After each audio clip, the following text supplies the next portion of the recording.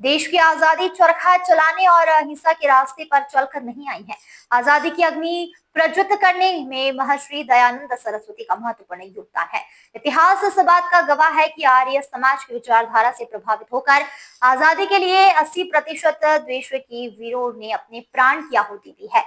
आजादी का दुरुपयोग करने वालों को संविधान में दंड का विधान होना चाहिए। यह विचार यहाँ आर्य समाज मंदिर कुरवाई में चल रहे वार्षिक उत्सव के समापन अवसर पर राजस्थान के कन्या गुरुकुल भुसावर से पधारी देव विदुषी आचार्य प्रियंका शास्त्री ने व्यक्त किए। कार्यक्रम का संचालन अधिवक्ता ओम प्रकाश आर्य ने किया। वहीं आभार संस्था के अध्यक्ष कमलेश कुमार साहू ने व्यक्त किया। गुलामी के काल में महर्षि दयानंद सरस्वती ने अनेक राज्य रजवाड़ों को अंग्रेजी राज्यों से मुक्ति के लिए प्रेरित किया। उनके द्वारा अपने प्रवचनों में विदेशी राज्यों को समाप्त करने का उद्घोष किया जाता था। अंग्रेजों के सामने भी उनके द्वारा स्पष्ट तौर पर कहा गया कि वह प्रतिदिन ईश्वर से भारत में स्वराज्य की स्थापना किए जाने की प्रार्थना करते हैं। देश के वीर शहीद सरदार भगत सिंह, राजगुरु सुखदेव, पंडित राम प्रसाद बिस्मिल, चंद्रशेखर आजाद आर्य समाज की विचारधारा से प्रभावित होकर देश के लिए बलिदान हुए।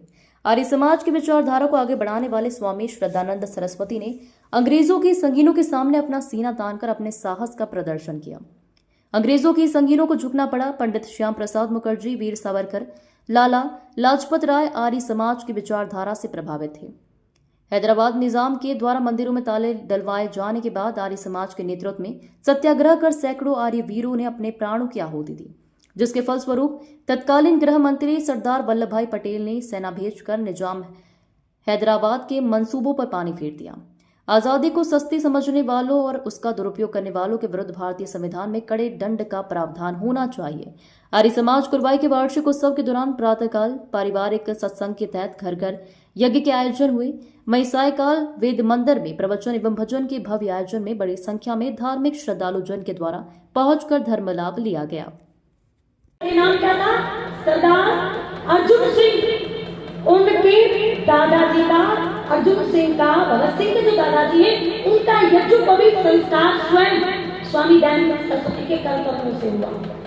और उस परिवार की 3 पीढ़ियां देश हित में जिन्होंने काम किया, बलिदान दिया, उनके पिता किशन सिंह, उनके चाचा जब वो पैदा हुए तो वो जेल छूट के आए थे किसान आंदोलन के लिए। तो उनका जब जन्म हुआ तो माँ ने उनका नाम क्या रखा? भागू बाबा, क्योंकि उस दिन चाचा जेल से छूट कर दिया। और देखो सरदारों में परंपरा है कि वो हमारे हिंदू रीति रिवाज से विवाह संस्कार नहीं करते, किंतु अर्जुन सिंह ने अपने बेटे किशन सिंह का विवाह विद्यावती से जिस समय करवाया तो वो वैदिक रीति से उपरोक्त कराया, जैसे वैदिक विवाह संस्कार होता है। और विद्यावती को वो संस्कार भी, वो विचार दिए कि जो भी इस गर्भ से पैदा हो वो देशभक्त पैदा हो। और आपको पता होना चाहिए, आज जिस भगत सिंह को सरकार नास्तिक पढ़ाती है, उसे आप पढ़ोगे ना, वो कितना बड़ा आस्तिक था और परिवार कितना बड़ा देशभक्त था। 8 वर्ष की आयु में अपनी माँ का हाथ पकड़ के, अपने दादा का हाथ पकड़ के, अपने पिता का हाथ पकड़ के खेतों में जाता है और ईख लगा रहे हैं उस समय, तो कहता है दादाजी ये क्या लगाए? तो ईख लगाई जा रही है। बोले इस ईख को तो छोड़ो, आप इस खेत में बंदूकें बोले। आप विचार करके देखना, 7-8 वर्ष का बालक क्या कह रहा है? माताजी इस खेत में ये गन्ना मत लगाओ, इस खेत में बंदूक ही बोलो, एक बंदूक से 100 बंदूकें पैदा होंगी और मैं फिर ठाई करके अंग्रेजी गोरी सरकार को मार करके मेरे देश से अपने देश भगा दूंगा। ये हंसते हंसते जिला करो, यही नौजवानी होती है। देश धर्म पर मिटे जो उनकी अमर कहानी होती है। जब असेंबली के अंदर बम फेंका गया, राजगुरु सुखदेव तीनों को गिरफ्तार कर लिया गया।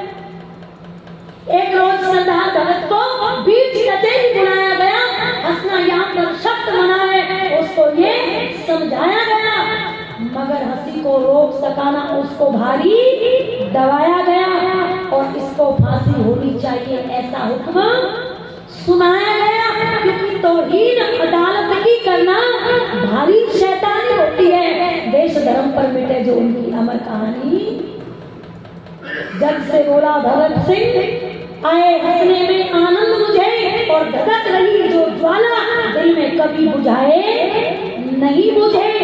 सदा शहीदों की जय गुणती, कायर कमीने नहीं बुझे। जज कहता है अरे फांसी पर आ गई हंसी, तो कहाँ मरण के जगह तुझे। तो भगत कहता है जज साहब, फांसी गोली से मरना तो वीरों की निशानी होती है, देश धर्म पर मिटे जो उनकी अमर कहानी। जिसने हंसना सीख लिया है वो ना जीवन में रोएगा। वीर बहादुर मिट सकता है पर स्वाभिमान ना टोहेगा। झूठा चापलूस मिन्नत कर मुंह का थूक रोएगा, और ईश्वर का विश्वासी आर्य सन्मार्गी ही टोहेगा। नित नई वीरों की गाथा नहीं पुरानी होती है, देश धर्म पर मिटे जो उनकी अमर कहानी। बंदा बैरागी की घटना जज साहब तेरे याद नहीं, बंदा बैरागी की घटना जज साहब तेरे याद नहीं। सिंहासनों से खाल खींच ली, तन से खून की धार बही, बच्चा करके कत्ल, मांस की बोटी मुंह में ठूस गई। हंसते हंसते बैरागी